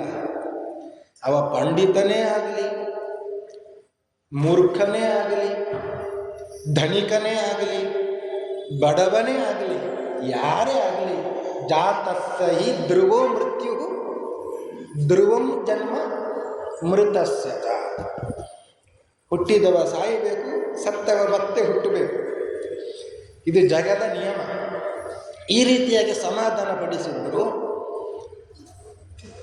ಈ ಎರಡನೇ ಹೆಂಡತಿ, ಸತ್ತು ಹೋದ ಪತಿ ಚಿತೆಯನ್ನು ಏರಿದ್ದಾನೆ. ಅವನ ಕಾಲನ್ನು ಗಟ್ಟಿಯಾಗಿ ಹಿಡಿದುಕೊಂಡು ಇವಳೂ ಕೂಡ ಸಾಯುತ್ತೇನೆ ಅಂತ ಹೊರಟಿದ್ದಾಳೆ. ಸಮಾಧಾನ ಪಡಿಸಿದಾಗ ಅವಳು ಇವರನ್ನು ನೋಡುತ್ತಾ ಇದ್ದಾಳೆ. ಔರುವ ಋಷಿಗಳು ಹೇಳಿದರು, ಸ್ವಲ್ಪ ತಡಿ, ನಿನ್ನ ಹೊಟ್ಟೆಯಲ್ಲಿ ಚಕ್ರವರ್ತಿಯಾಗುವಾಗ ಮಗ ಬರ್ತಾ ಇದ್ದಾನೆ, ಬೆಳೀತಾ ಇದ್ದಾನೆ, ಅವ ಮುಂದೆ ರಾಜ್ಯದಲ್ಲಿ ಚಕ್ರವರ್ತಿ ಆಗ್ತಾನೆ, ಸಾರ್ವಭೌಮನಾಗ್ತಾನೆ. ಅದರಿಂದ ಸಹಗಮನ ಮಾಡಬೇಡ. ಸಹಗಮನ ಎಂಬುವಂತಹ ಪದ್ಧತಿ ಹಿಂದೆ ಇತ್ತು. ಅದು ಮಾಡಲೇಬೇಕು ಅಂತ ಇದ್ದಿಲ್ಲ, ಅವರವರ ಇಷ್ಟದಂತೆ ನಡೀತಾ ಇತ್ತು. ಅದರಲ್ಲಿ ಕೂಡ ಶಾಸ್ತ್ರ ಹೇಳುತ್ತದೆ, ಖಂಡಿತವಾಗಿಯೂ ಕೂಡ ಇಂಥವರು ಸಹಗಮನವನ್ನು ಮಾಡಬಾರದು. ಯಾರೆಲ್ಲ? ಬಾಲಾಪತ್ಯಾಶ್ಚ ಗರ್ಭಿಣ್ಯೋ ಹ್ಯದೃಷ್ಟರತವಸ್ತಥಾ ರಜಸ್ವಲ ರಾಜಸುತೆ ನಾರೋಹಂತಿ ಚಿತಾಂ ಶುಭೇ. ಬಾಲಾಪತ್ಯಾಶ್ಚ, ಚಿಕ್ಕ ಮಕ್ಕಳ ತಾಯಂದಿರು ಗಂಡ ಸತ್ತಾಗ ಸಹಗಮನ ಮಾಡಬಾರದು, ಮಕ್ಕಳನ್ನು ನೋಡಿಕೊಳ್ಬೇಕು. ಗರ್ಭಿಣ್ಯ, ಗರ್ಭಿಣಿಯರು ಅವರು ಕೂಡ ಸಹಗಮನ ಮಾಡಬಾರದು. ಯಾಕೆ ಅಂದರೆ ಒಳಗಡೆ ಮಗು ಇರುತ್ತದೆ, ಆ ಭ್ರೂಣ ಹತ್ಯೆ ಮಾಡಿದ ದೋಷ ಬರುತ್ತದೆ. ಹ್ಯದೃಷ್ಟ ರತವಸ್ತಥಾ, ರಜಸ್ವಲಯರೇ ಆಗಿರುವುದಿಲ್ಲ ಅಂತಹ ಹೆಣ್ಣು ಮಕ್ಕಳು, ಅವರಿಗೆ ಮದುವೆ ಆಗಿರುತ್ತದೆ. ಅದು ಹಿಂದಿನ ಕಾಲದಲ್ಲಿ ಇತ್ತು. ಕನ್ಯಾದಾನ, ಕನ್ಯೆ ಅಂದರೆ ಯಾರು? ಋತುಮತಿ ಆಗದವರು ಕನ್ಯೆ ಅಂತ. ಆ ಋತುಮತಿ ಆಗದ ಕನ್ಯೆಯನ್ನೇ ಮದುವೆ ಮಾಡಿಕೊಡುವುದು, ದಾನ ಮಾಡುವುದು, ಅದಕ್ಕೆ ಹೆಸರು ಕನ್ಯಾದಾನ ಅಂತ. ಅವರು ರಜಸ್ವಲಯರಾಗುವುದು ಯಾವಾಗ? ಎಲ್ಲಿ? ಗಂಡನ ಮನೆಯಲ್ಲಿ. ಹೀಗೆ ಆ ಕನ್ಯೆ ಗಂಡನ ಮನೆಯಲ್ಲಿ ಹೋಗಿ ರಜಸ್ವಲಯ ಆಗದೇನೆ ಗಂಡ ತೀರಿ ಹೋದಾಗ ಗಂಡನ ಒಟ್ಟಿಗೆ ಸಹಗಮನ ಮಾಡಬಾರದು. ರಜಸ್ವಲ ರಾಜಸುತೆ, ರಜಸ್ವಲಯರಾಗಿದ್ದಾಗ ಗಂಡ ತೀರಿ ಹೋದರೆ ಆಗಲೂ ಸಹಗಮನ ಮಾಡಬಾರದು. ನಾರೋಹಂತಿ ಚಿತ್ತಾಂಶವೇ. ಹೀಗೆ ಸಹಗಮನ ಎಂಬುವಂಥದ್ದು ಮಾಡಲೇಬೇಕು ಅಂತ ಅಲ್ಲ, ಮಾಡುವುದಾದರೂ ಕೂಡ ಇಂಥವರು ಮಾಡಬಾರದು ಅಂತ ನಾರದ ಪುರಾಣ ನಮಗೆ ತಿಳಿಸಿಕೊಡುತ್ತದೆ. ಅಂತೂ ಸಮಾಧಾನಪಡಿಸಿದ್ದರು. ಇವರಿಬ್ಬರು ಹೆಂಡತಿಯರು ಕೂಡ ಈ ಕಡೆ ಬಂದರು. ಅವರ ದಹನ ಕರ್ಮ ಎಲ್ಲ ಆಯಿತು. ಔರುವ ಋಷಿಗಳು ಅವನ ಮೇಲೆ, ಬಾಹುರಾಜನ ಮೇಲೆ ದೃಷ್ಟಿ ಬಿದ್ದ ಕಾರಣದಿಂದ ಏನಾಯಿತು ಅಂದರೆ ಉತ್ತಮ ಲೋಕಕ್ಕೆ ಹೊರಟು ನಿಂತಂತೆ. ವಿಮಾನ ಬಂತು, ವಿಮಾನದಲ್ಲಿ ಕೂತು ಹೋಗ್ತಾ ಇದ್ದಾನೆ. ಆದ್ದರಿಂದಲೇ ಮಹಾತ್ಮರ ದೃಷ್ಟಿ ನಮ್ಮ ಮೇಲೆ ಬೀಳಬೇಕು ಅಂತ ನಾವು ಹೇಳಿದ್ವಿ. ಔರುವ ಋಷಿಗಳು ಸಾಮಾನ್ಯರಲ್ಲವರು. ಈ ಭಾರ್ಗವ ಗೋತ್ರದವರು ಪಂಚಾರಿಷಯ ಪ್ರವರ ಅವರದ್ದೆಲ್ಲ. ಅದರಲ್ಲಿ ಈ ಋಷಿಗಳು ಕೂಡ ಬರ್ತಾರೆ. ಭಾರ್ಗವ, ಚ್ಯಾವನ, ಔರುವ, ಆಪ್ನವಾನ, ಜಾಮದಗ್ನ್ಯ ಅಂತ 5 ಋಷಿಗಳಲ್ಲಿ ಇವರು ಒಬ್ಬರು ಸೇರಿದವರು. ಅಂತಹ ಋಷಿಗಳ ದೃಷ್ಟಿ ಆ ಬಾಹುರಾಜನ ಮೇಲೆ ಬಿದ್ದ ಕಾರಣ ಅವ ಮೇಲಕ್ಕೆ ಸ್ವರ್ಗಲೋಕಕ್ಕೆ ಹೋದಾಗ. ಆದ್ದರಿಂದಲೇ ಮಹಾತ್ಮರ ದೃಷ್ಟಿ ಬೀಳಲಿ ಅಂತ ನಾವು ಅವರ ಹತ್ತಿರಕ್ಕೆ ಹೋಗಬೇಕು, ಅವರ ದರ್ಶನವನ್ನು ಮಾಡಬೇಕು ಅಂತ ಈ ನಾರದ ಪುರಾಣ ನಮಗೆ ತಿಳಿಸಿಕೊಡ್ತಾ ಇದೆ. ಆ ಇಬ್ಬರು ಬಾಹುರಾಜನ ಹೆಂಡತಿಯರನ್ನು ಔರುವ ಋಷಿಗಳು ಕರ್ಕೊಂಡು ಬಂದು ಆಶ್ರಮದಲ್ಲಿ ಸಾಕುತ್ತಾ ಇದ್ದಾರೆ. ಮೊದಲ ಹೆಂಡತಿ ಅವಳು ಇನ್ನೂ ಗರ್ಭವತಿ ಆಗಲಿಲ್ಲ. ಎರಡನೆಯ ಹೆಂಡತಿ, ಕಿರಿಯ ಹೆಂಡತಿ ಗರ್ಭವತಿ ಆಗಿದ್ದಾಳೆ ಗಂಡ ಇರುವಾಗಲೇ. ಸವತಿ ಮಾತ್ಸರ್ಯ ಅಂತ ಆಗಿನಿಂದಲೂ ಇದೆ. ಮಕ್ಕಳಾಗದವರು ಮಕ್ಕಳಾಗುವವರನ್ನು ಕಂಡ್ರೆ ಸ್ವಲ್ಪ ಅಸೂಯೆ ಪಡುತ್ತಾರೆ ಅಂತ. ಹಾಗೆಯೇ ಮೊದಲ ಹೆಂಡತಿಗೆ ಸ್ವಲ್ಪ ಈ ಕಿರಿಯ ಹೆಂಡತಿಯ ಮೇಲೆ ಅಸೂಯೆ ಉಂಟಾಯಿತು. ಔರುವ ಋಷಿಗಳು ಮೊದಲೇ ಹೇಳಿಬಿಟ್ಟಿದ್ರು, ಇವಳ ಹೊಟ್ಟೆಯಲ್ಲಿ ಹುಟ್ಟುವವ ಸಾರ್ವಭೌಮನಾಗ್ತಾನೆ, ಚಕ್ರವರ್ತಿ ಆಗ್ತಾನೆ ಅಂತ. ಇವಳು ರಾಜಮಾತೆಯಾಗ್ತಾಳೆ ಅಂತ ಸವತಿಗೆ ಮಾತ್ಸರಿಯಾಯಿತು. ವಿಷವನ್ನು ಹಾಕಿದ್ಲು, ವಿಷವನ್ನು ಉಣ್ಣಿಸಿದ್ಲು. ಆದರೂ ಏನಾಗಲಿಲ್ಲ. ಯಾಕೆ ಅಂದರೆ ಆ ಎರಡನೇ ಹೆಂಡತಿ ಗರ್ಭಿಣಿ ಆದರೂ ಆಶ್ರಮದಲ್ಲಿ ಎಂತಹ ಸೇವೆಯನ್ನು ಮಾಡುತ್ತಾ ಇದ್ದು. ಗರ್ಭಿಣಿಯಾಗಿದ್ದೇನೆ, ವಿಶ್ರಾಂತಿಯನ್ನು ಪಡ್ಕೊಂಡು ಇರುತ್ತೇನೆ ಅಂತ ಇದ್ದಿಲ್ಲ. ಯಾವಾಗಲೂ ಕಸ ಗುಡಿಸುವುದು, ಒರೆಸುವಂಥದ್ದು, ಅವರಿಗೆ ಹೂವನ್ನು ತಂದು ಕೊಡುವಂಥದ್ದು, ಎಲ್ಲ ಸೇವೆಯನ್ನು ಈ ಗರ್ಭಿಣಿಯಾದ ಸ್ತ್ರೀ ಮಾಡುತ್ತಾ ಇದ್ಲು. ಔರವ ಋಷಿಗಳ ಪ್ರಭಾವ, ತಪಶಕ್ತಿ ಹೊಟ್ಟೆಗೆ ಹೋದರೂ ಆ ವಿಷ ಅದು ನಿರ್ವೀರ್ಯವಾಯಿತು. ಮಗು ಕೂಡ ಹುಟ್ಟಿದ್ದು ಅಂತೆ 9 ತಿಂಗಳಾದ ಮೇಲೆ. ದಶಮೇ ಮಾಸಿ ವೈ ತಸ್ಯಾಹ, 10ನೇ ತಿಂಗಳಲ್ಲಿ ಒಂದು ಮಗು ಕೂಡ ಹುಟ್ಟಿದ್ದು. ಅದು ವಿಷ ಸಹಿತವಾಗಿಯೇ ಹುಟ್ಟಿತು. ಅಳುತ್ತಾ ಇದೆ, ನಗುತ್ತಾ ಇದೆ ಮಗು, ಏನೂ ಆಗಲಿಲ್ಲ. ಇದೆಲ್ಲ ಹೇಗೆ ಆಯಿತು? ಇದು ಔರವ ಋಷಿಗಳ ಸಾಮರ್ಥ್ಯದಿಂದ ಆಯಿತು. ನಾವು ಕೂಡ ವಿಷವನ್ನು ತಿನ್ನುತ್ತಾ ಇದ್ದೇವೆ ಯಾವಾಗಲೂ. ನಾವು ತಿನ್ನುವ ಪದಾರ್ಥಗಳಲ್ಲಿ ವಿಷ ಇಲ್ಲ ಅಂತ ಹೇಳಲಿಕ್ಕೆ ಸಾಧ್ಯವೇ ಇಲ್ಲ. ಆದರೂ ನಮಗೆ ಏನಾಗ್ತಾ ಇಲ್ಲ. ಯಾಕೆ? ಕಲಿಯುಗದ ಕಾಮಧೇನು ರಾಯರ ಅನುಗ್ರಹ. ಯಪ್ಪಿಬೇತ್ ಜಲಮೇತೇನ ಸ್ತೋತ್ರೇ ನೈವಾಭಿಮಂತ್ರಿತಂ ತಸ್ಯ ಕುಕ್ಷಿಗತಾಃ ದೋಷಾಃ ಸರ್ವೇ ನಶ್ಯಂತಿ ತತ್ಕ್ಷಣ. ರಾಯರ ಸ್ತೋತ್ರದಲ್ಲಿ ಬರ್ತದೆ ಈ ಮಾತು. ಯಾರು ಈ ಸ್ತೋತ್ರವನ್ನು ಹೇಳಿ ನೀರನ್ನು ಅಭಿಮಂತ್ರಿಸಿ ಯಪ್ಪಿಬೇತ್ ಜಲಮೇತೇನ ಕುಡಿತಾರೋ ಅವರ ಹೊಟ್ಟೆಯಲ್ಲಿ ಇರುವ ಎಲ್ಲ ದೋಷಗಳು ಪರಿಹಾರ. ಆದ್ದರಿಂದಲೇ ರಾಯರ ಪಾದೋದಕವನ್ನು ಸೇವನೆ ಮಾಡಬೇಕು ಅಂತ ಹೇಳುವಂಥದ್ದು. ಹೀಗೆ ಔರವ ಋಷಿಗಳ ತಪಸ್ಸಾಮರ್ಥ್ಯದಿಂದ ಮಗು ಏನು ತೊಂದರೆಯಿಲ್ಲದೆ ಹುಟ್ಟಿದೆ. ಅದನ್ನು ಸನಕ ಋಷಿಗಳು ಹೇಳ್ತಾರೆ, ಅಹೋ ಸತ್ಸಂಗತಿ ಲೋಕೆ ಕಿಂ ಪಾಪಂ ನ ವಿನಾಶಯೇತ್ ನ ದದಾತಿ ಸುಖಂ ಕಿಂ ವಾ ನರಾಣಾಂ ಪುಣ್ಯಕರ್ಮಣ. ಸತ್ಸಂಗ, ಸಜ್ಜನರ ಸಂಘ ಎಂತಹ ಕೆಲಸ ಮಾಡುತ್ತದೆ, ಎಷ್ಟು ಪಾಪಾದಿಗಳನ್ನು ಪರಿಹಾರ ಮಾಡುತ್ತದೆ.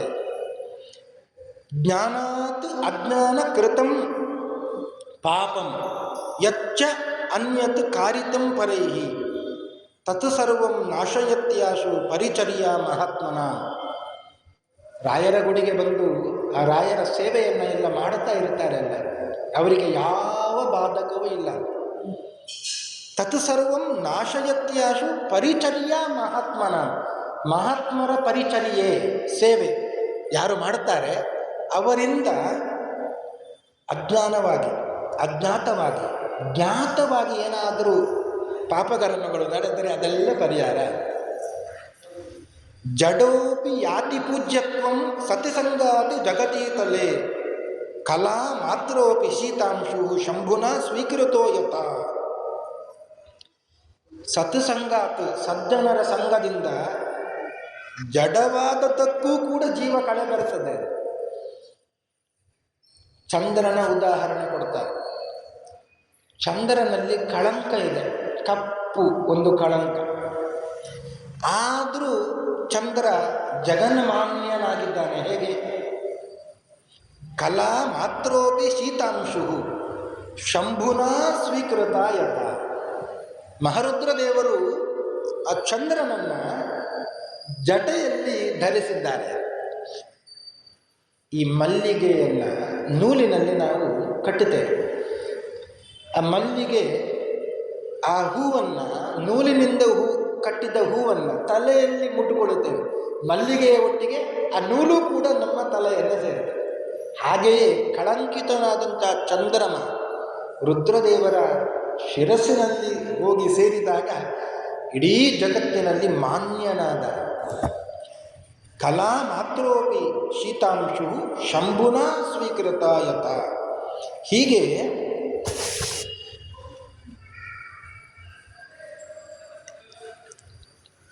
ಸಗರ ಅಂತ ನಾಮಕರಣವನ್ನು ಮಾಡ್ತಾರೆ. ಯಾಕೆ ಸಗರ ಅಂತ ನಾಮಕರಣ ಮಾಡಿದರು? ಔರುವ ಋಷಿಗಳು ಈ ಮಗುವನ್ನು ನೋಡಿ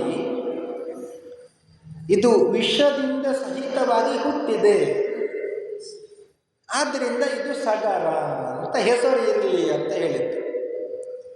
ಸಂಸ್ಕೃತದಲ್ಲಿ ಗರ ಅಂದರೆ ವಿಷ ಅಂತ, ಗರ ಅಂದರೆ ವಿಷ, ಸ ಅಂದರೆ ಸಹಿತ, ವಿಷದಿಂದ ಸಹಿತನಾದವ ಅಂತ, ಅದಕ್ಕೆ ಹೆಸರು ಸಗರ ಅಂತ ಹೆಸರನ್ನು ನಾಮಕರಣವನ್ನು ಔರುವ ಋಷಿಗಳೇ ಮಾಡಿದ್ರು. ಹೀಗೆ ಮಹಾತ್ಮರ ಸಂಘದಿಂದ ವಿಷದ ಬಾಧೆಗೆ ಒಳಗಾಗದೆ ಹುಟ್ಟಿದಂತಹ ಮಗುವಿಗೆ ಸಗರ ಅಂತ ನಾಮಕರಣವನ್ನು ಮಾಡಿದ್ರು. ಆ ಮಗುವಿಗೆ 2 ವಿದ್ಯೆಯನ್ನು ಕೂಡ ಹೇಳಿಕೊಟ್ಟರು. ಒಂದು ಶಾಸ್ತ್ರವಿದ್ಯೆ, ಇನ್ನೊಂದು ಶಸ್ತ್ರವಿದ್ಯೆ. ಕ್ಷತ್ರಿಯ ಸೂರ್ಯವಂಶದಲ್ಲಿ ಹುಟ್ಟಿದಂತಹ ಮಗು ಇದು. ಆದ್ದರಿಂದ ಇದಕ್ಕೆ ಶಸ್ತ್ರವಿದ್ಯೆ ಬೇಕು, ಇನ್ನು ಶಾಸ್ತ್ರವಿದ್ಯೆಯು ಕೂಡ ಬೇಕು. ನಮಗೂ ಅಷ್ಟೇ, ನಾವೆಲ್ಲ ಲೌಕಿಕ ವಿದ್ಯೆಯಲ್ಲೇ ಇದ್ದೇವೆ, ನಮಗೂ 2 ವಿದ್ಯೆ ಬೇಕು. ದ್ವೇ ವಿದ್ಯೆ ವೇದಿತವ್ಯೇ, 2 ವಿದ್ಯೆಯನ್ನು ಅಭ್ಯಾಸ ಮಾಡಬೇಕು. ಒಂದು ಅಧ್ಯಾತ್ಮ ವಿದ್ಯೆ ಅಂದರೆ ಶಾಸ್ತ್ರ ವಿದ್ಯೆ, ಇನ್ನೊಂದು ಲೌಕಿಕ ವಿದ್ಯೆ. ನಮಗೆ ಲೌಕಿಕ ವಿದ್ಯೆ ಇಲ್ಲದೆ ಈಗ ಬದುಕುವುದು ಕಷ್ಟ. ಆದ್ದರಿಂದ ಶಾಸ್ತ್ರ ವಿದ್ಯೆಯ ಒಟ್ಟಿಗೆ ಲೌಕಿಕ ವಿದ್ಯೆ, ಶಾಸ್ತ್ರವನ್ನು ಬಿಟ್ಟು ಅಲ್ಲ, ಅಧ್ಯಾತ್ಮವನ್ನು ಬಿಟ್ಟು ಲೌಕಿಕ ವಿದ್ಯೆ ಕೇವಲ ಅಲ್ಲ ಅಂತ ಇದು ನಾರದ ಪುರಾಣ ನಮಗೆ ಸಂದೇಶವನ್ನು ಕೊಡ್ತಾ ಇರುವಂಥ.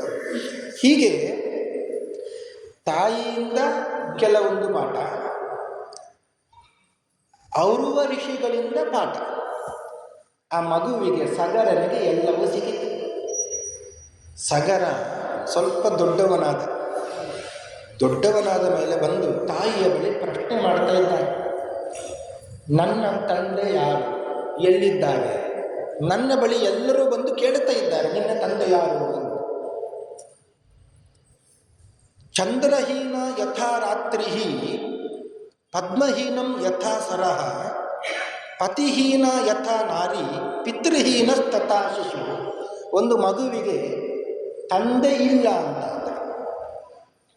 ಅದು ಚಂದ್ರನಿಲ್ಲದ ರಾತ್ರಿ ಅಂತ. ರಾತ್ರಿಗೆ ಶೋಭೆ ಹೇಗೆ? ಚಂದ್ರನಿದ್ದರೆ ರಾತ್ರಿಗೆ ಶೋಭೆ.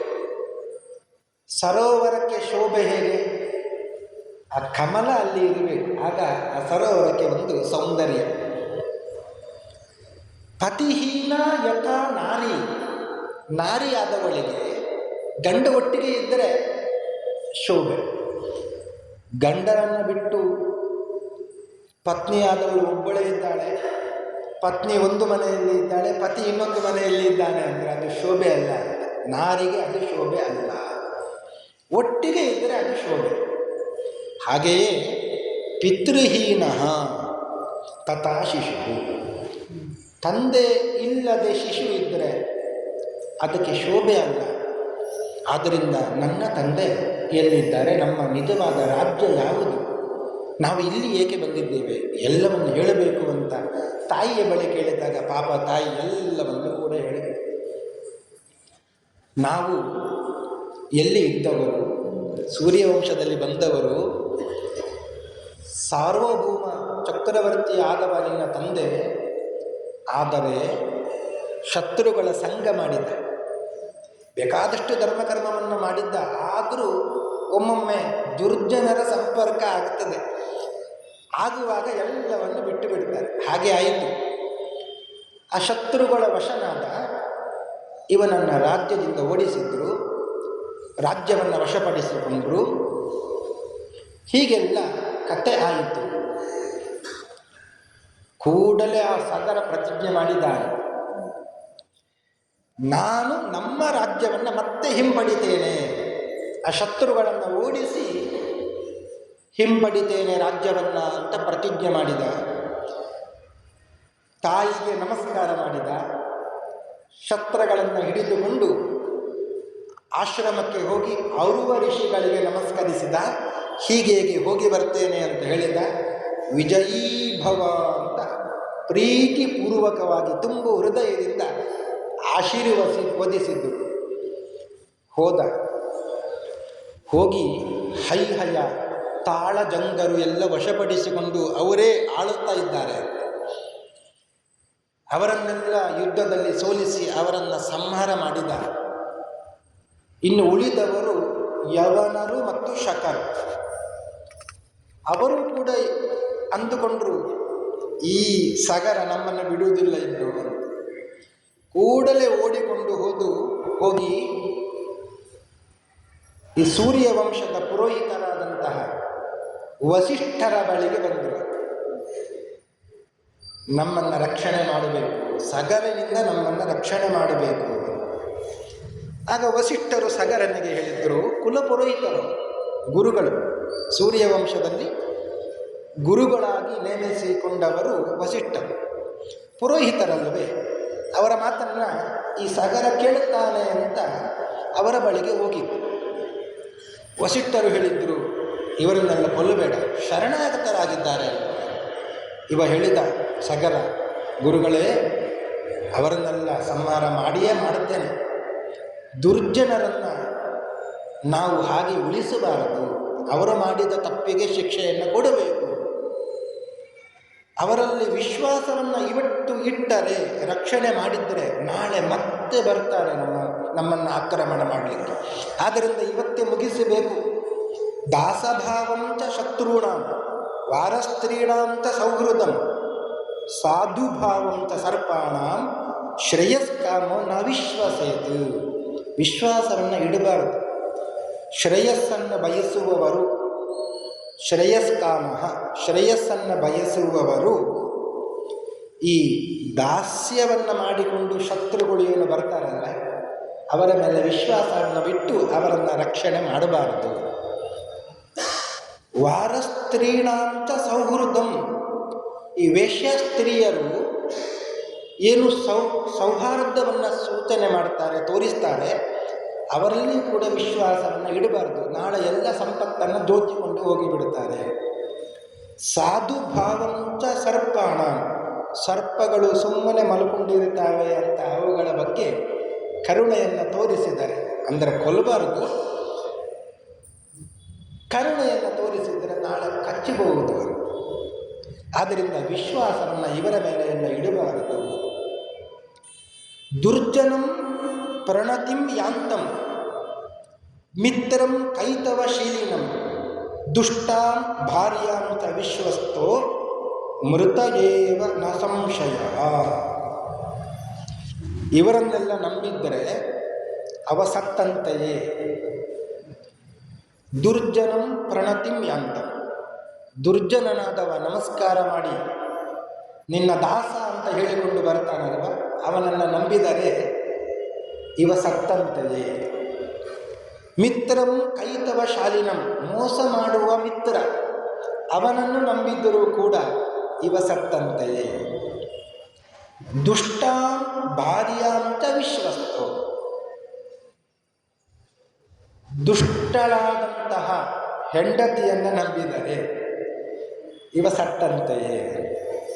ಇಷ್ಟೆಲ್ಲ ಸಗರ ಹೇಳಿದ. ಔರವ ಋಷಿಗಳು ಎಲ್ಲವನ್ನು ಉಪದೇಶ ಮಾಡಿದ್ದರು, ಶಾಸ್ತ್ರವನ್ನು. ಎಲ್ಲ ಮಾತುಗಳು ಬಹಳ ಉತ್ತಮವಾದಂತಹ ನೀತಿಯನ್ನು ಹೇಳುವಂತಹ ಮಾತುಗಳು. ಇದೆಲ್ಲ ಸುಭಾಷಿತದಲ್ಲಿ ಬರ್ತದೆ.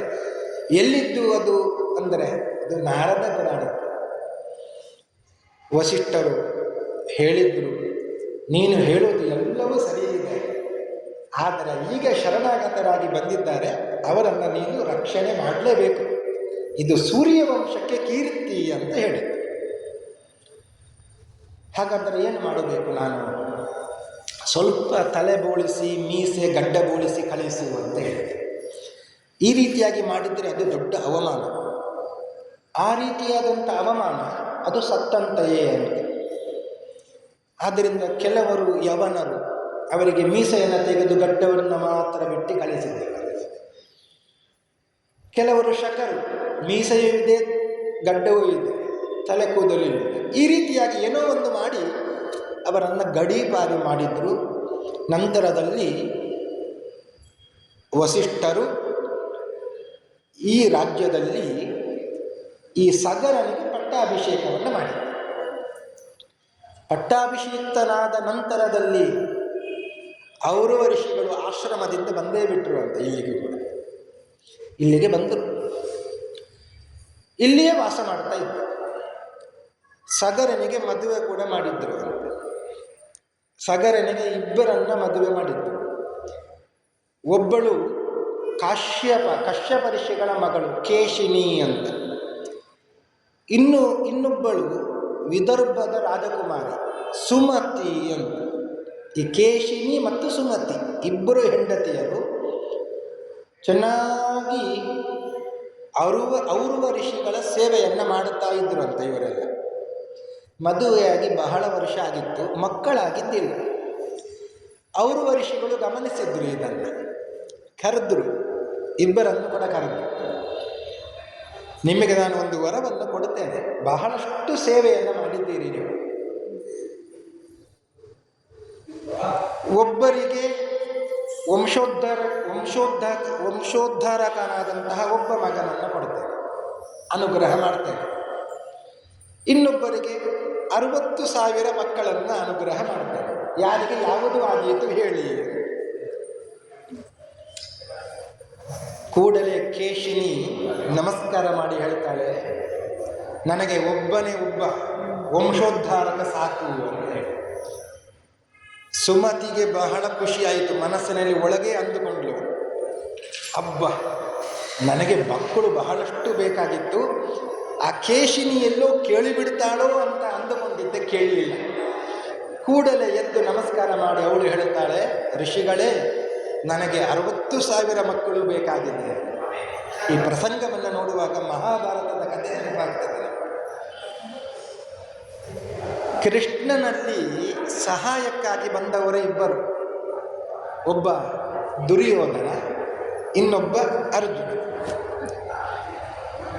ಕೃಷ್ಣ ಮಲ್ಕೊಂಡು ಇರುತ್ತಾನೆ, ದುರ್ಯೋಧನ ಬೇಗ ಬಂದಿದ್ದಾನೆ, ಓಡಿಕೊಂಡು ಬಂದಿದ್ದಾನೆ.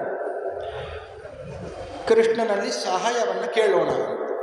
ಕೃಷ್ಣ ನಿದ್ರೆ ಮಾಡಿದಂತೆ ನಟನೆ ಮಾಡ್ತಾ ಇದ್ದಾನೆ ಅಷ್ಟೇ, ಗೊತ್ತಿದೆ ದುರ್ಯೋಧನ ಬಂದ ಅಂತ.